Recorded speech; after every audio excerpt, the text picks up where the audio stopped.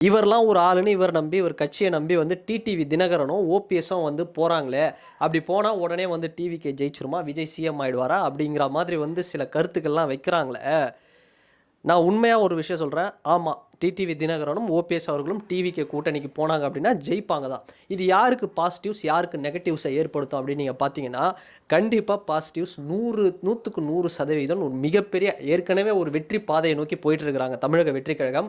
அவங்களுக்கு வந்து ஒரு வெற்றிப்படியை ஒரு ஸ்டெப்பு கொஞ்சம் எக்ஸ்ட்ராவாக அந்த லேடரில் கொஞ்சம் ஒரு ஸ்டெப்பு எக்ஸ்ட்ராவாக இது வந்து ஏற்படுத்தி கொடுக்கும். அந்த க்ரோத் அந்த ரேஷியோ கிராஃப் அப்படிங்கிறத உயர்த்தி கொடுக்கும், ஓட் பர்சன்டேஜ் அப்படிங்கிறத. இது யாருக்கு நெகட்டிவ்ஸ் அப்படின்னு பார்த்தோம் அப்படின்னா, ஓபிஎஸ் டிடிவி இவங்க 2 பேரோட வருகை அப்படிங்கிறது, டிவிகேவுக்கு வருகை அப்படிங்கிறது கண்டிப்பாக ஏடிஎம்கேவுக்கு இது மிகப்பெரிய பாதிப்பை ஏற்படுத்துங்க. அதை தாண்டி பார்த்தோம்னா டிஎம்கேவுக்கு அவங்க நினச்சி சொல்கிறாங்கல்ல 2026 மீண்டும் ஸ்டாலின் அப்படின்னு, அந்த ஒரு வெற்றியை நோக்கி போனாங்க அப்படின்னா அதை ஏதோ ஒரு வகையில் இது வந்து கொஞ்சம் ஒரு டிக்ளைனை ஒரு ஒரு பின்னடைவை கண்டிப்பாக ஏற்படுத்தும். இப்படி ஒரு கூட்டணி அமைந்தால் இது அமையுமா அப்படின்னு நீங்கள் கேட்டிங்கன்னா கண்டிப்பாக அமையுங்க. ஸோ இதுக்கான பேச்சுவார்த்தை போயிட்டுருக்கு. யாருன்னா நம்ம சின்னம்மா சசிகலா சொல்லுவாங்கள்ல, அவங்க, ஓபிஎஸ் அவர்கள், பன்னீர்செல்வம் அவர்கள் அண்ட் டிடிவி தினகரன் இவங்க எல்லாருமே பார்த்தோம்னா இந்த அலைன்ஸ்குள்ளே தான் வரப்போகிறாங்க. அப்போது இது வந்து சாதாரண விஷயம் இல்லைங்க. நீங்கள் வந்து பார்த்தோன்னா 2021 சட்டமன்ற தேர்தலுடைய இந்த எலெக்ஷனை நீங்கள் எடுத்து பாருங்கள். அந்த ரிசல்ட்டில் அமமுக அதாவது டிடிவி தினகரன் அவருடைய கட்சிக்கு பார்த்தோன்னா கிட்டத்தட்ட 4%, 5% கிட்ட 6% கிட்டம்லாம் ஒரு சில தொகுதிகளில் ஓட்டு அப்படிங்கிறது வந்தது. அந்த தொகுதியோட ஓட்டு அப்படிங்கிறது அப்போ ஏதோ ஒரு வகையில் பார்க்கும்போது இருக்குது தானே. அப்போ ஓபிஎஸ் அவர்கள் பார்த்தோம்னா எங்கே இருந்தார்? ஏடிஎம்கேல இருந்தார். டிடிவி அவங்க டீமில் இல்லை, தனியாக அவர் வந்து அவங்க கூட இருந்தார்.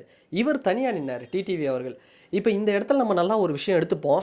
நீங்கள் ஒன்றும் இல்லை, திருச்செந்தூர் இல்லை இந்த சவுத் பெல்ட்டில் இருக்கக்கூடிய பகுதியெலாம் எடுத்து பார்த்தா ஒரு எலெக்ஷன்லேயும் ஒரு தொகுதியிலையும் வந்து அமமுக கட்சிக்கு அப்படி ஒரு வாக்கு வந்திருக்கு. 5000 10,000 வாக்கு வருதுங்க. நல்லா பாருங்கள். இந்த ஒரு 5000 10,000 வாக்கு வந்தாலே பார்த்தோம்னா விஜய் அவர்களுக்கு ஒரு மிகப்பெரிய ஒரு ப்ளஸ் பாயிண்ட்டாக அமையும். இது இன்னொன்று ஸ்டார் கேண்டிடேட்டு அந்த மனுஷன் டிடிவிலாம் பார்த்தோம்னா உண்மையாக சொல்கிறேன், ஆர்கே நகரே அலற விட்டவர் அப்படின்னு சொல்லலாம். எதுக்காகனா யாருமே கிடையாது. சென்னை அப்படிங்கிறது ஒரு மிகப்பெரிய திமுகவுடைய கோட்டை. அதுவும் ஆர்கே நகர் அப்படிங்கிறது ஏடிஎம்கேவோட கோட்டையாக இருந்தது.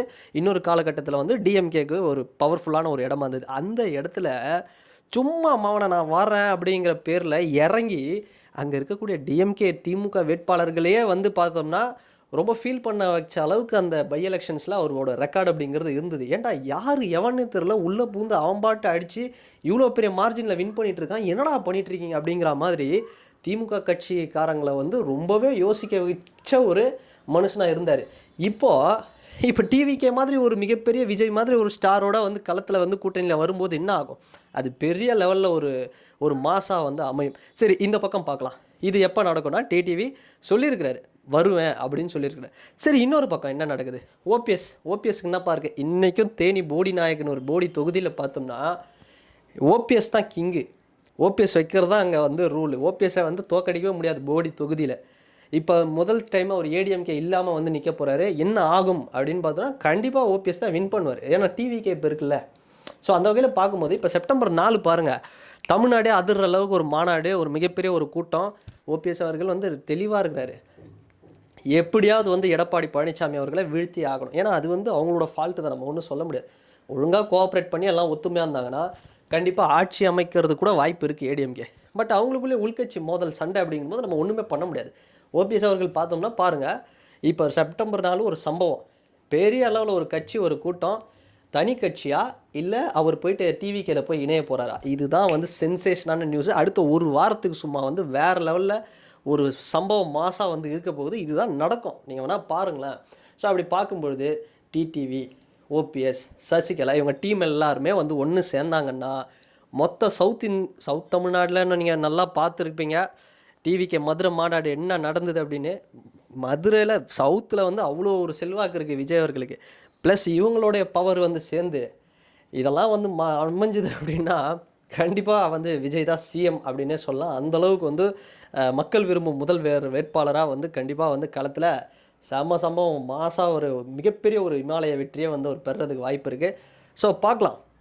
ஸோ இதுக்கெல்லாம் வந்து ஒரு சரியான ஒரு சீமானவர்கள் என்ன முடிவு எடுக்க போகிறாருன்னு தெரில. ஆனால் மிகப்பெரிய மும்முனை போட்டி அப்படிங்கிறது இருக்குங்க 2026. ஸோ வெயிட் பண்ணி பார்ப்போம். ஸோ நீங்கள் என்ன சொல்கிறீங்க? TTV and TTV Dinakaran and O Panneerselvam, Sasikala அவங்க இவங்களோட டீமெல்லாம் டிவிக்கையில் வந்தால் என்ன எப்படி இருக்கும் அப்படிங்கிறத உங்களுடைய கருத்துக்களை இங்கே கமெண்ட் செக்ஷனில் பதிவிடுங்க. அண்ட் வேற ஒரு வீடியோவில் வேற ஒரு கான்டென்ட்டில் நான் உங்களை பார்க்குறேன். பாய்.